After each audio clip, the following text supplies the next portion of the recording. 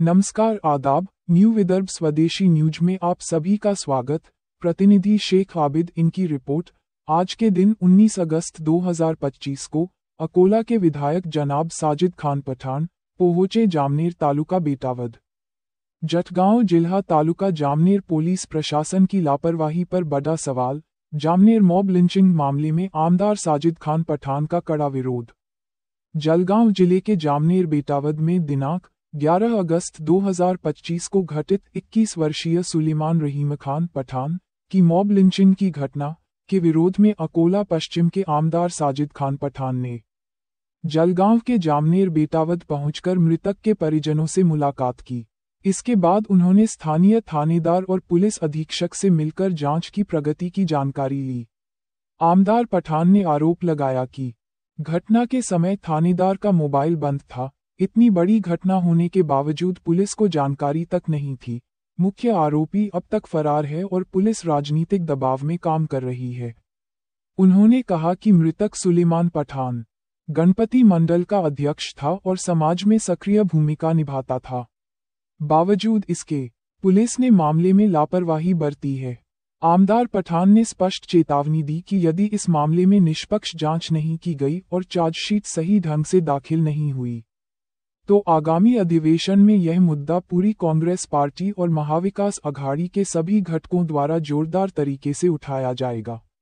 फिलहाल पुलिस ने विशेष जांच दल एसआईटी का गठन किया है और अब तक 8 आरोपियों की गिरफ्तारी की पुष्टि की है, लेकिन मुख्य आरोपी की गिरफ्तारी शेष है। आमदार पठान ने कहा कि पीड़ित परिवार को न्याय दिलाने तक वे और उनकी पार्टी संघर्ष जारी रखेंगे।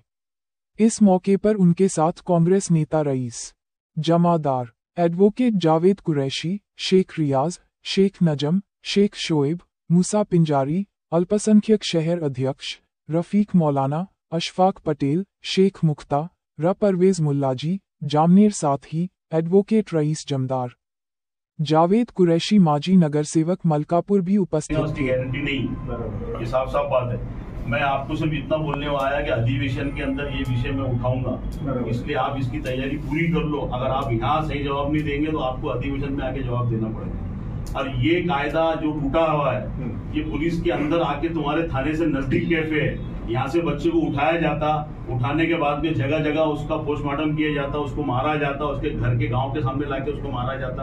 और जो बावस्कर करके जो आरोपी है उसने गांव में लाके मारा, 10 लोगों ने उसको देखा, तुम जाके तक उसको उठाए। उसके पीछे क्या राजकीय दबाव है, क्या तुमको भारतीय जनता पार्टी का क्या दबाव है हमको पता नहीं, लेकिन एक बात सुन लो, मैं आपको साफ बोल रहा हूँ कि ये विषय हम पछने देने वाले नहीं है और ये विषय को मैं खुद हाउस में उठाऊंगा। अगर आप जो भी चार्जशीट बना रहे हैं, एक एक चार्जशीट एक पन्ना में आपसे पढ़वाने लगाऊंगा वहाँ, और वहाँ मेरे से ज्यादा विषय के लोग बैठे हुए। मैं आज अकेला एक कांग्रेस का आमदार नहीं, पूरे 16 कांग्रेस के आमदार, राष्ट्रवादी के पूरे आमदार, हम सब लोग मिलकर, ओबाटा के लोग, हम सब लोग मिलकर, अघाड़ी के लोग, हम आपसे बात करेंगे। इसलिए आपको जो भी करना है आप दिमाग में रख के करो। किसी राजकीय दबाव में आके अगर आपने चार्जशीट गलत बनाई और उन लोगों को छोड़ने का जरा सा भी लूज फॉल्ट छोड़ा तो आप यकीन करो कि मैं ये डिपार्टमेंट को चैन से नहीं बैठने दूंगा, खासतौर से आपको, क्योंकि पूरा आरोप आपके ऊपर है। आपके रहते हुए ये घटना हुई, आप थाने में रहते हैं, यहाँ गाँव के अंदर बच्चा मार खाता है और यहाँ से उठा के उसको वहां लेके जाके वहां फिर मारते, इतना मारते कि वो दम तोड़ देता, उसके बाद भी आपको पता चलता। तो आप थे कहाँ, किधर थे आप, कानून व्यवस्था कैसी चला रहे? बात बराबर है आपका, लेकिन पुलिस को तो, अरे पुलिस को मालूम क्यों नहीं पड़ रहा, बाकी गांव को मालूम पड़ रहा, पुलिस को पता नहीं चल रहा। मेरा तो ये आरोप है कि ये आपको पता था घटना होने वाली, इसलिए आप फोन बंद करके बैठे थे। नहीं, ऐसा नहीं होता। ये आरोप है और ये आरोप मैं तुमको सिद्ध करके दिखाऊंगा अधिवेशन के अंदर, और आपसे सवाल करूंगा कि तुम 5 घंटे कहाँ थे जब तुम्हारे थाने क्षेत्र में घटना घटी। ठीक है, मैं निकल रहा एसपी साहब से बात करके।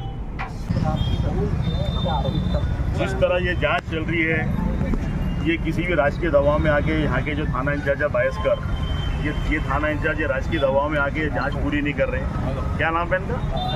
खासकर जो थाना इंचार्ज है, जिनके थाने में खड़े रह के मैं बाइट दे रहा हूँ, मेरा आरोप है और मैं अभी उनको बोलकर आया कि आने वाले अधिवेशन के अंदर आपने एक एक चार्जशीट का पन्ना मैं तुम्हारे से पढ़ाऊंगा। वहाँ पर आरोपी कौन है, किसके आरोपी है, किसका ड्राइवर है, किसका ड्राइवर नहीं, वो कैफे वाला कौन है, वो बायस्कर, क्या नाम है उसका, वो पवन बायस्कर, वो आके दिन दहाड़े मारता है इसी थाने के क्षेत्र में। वो कैफे चलता है और वहाँ से उसको बच्चे को उठाया जाता और 5 जगह लिखा के उसको मारने के बाद में उसको इतना मारा जाता है कि उसकी जान चले जाती है। ये चल क्या रहा है?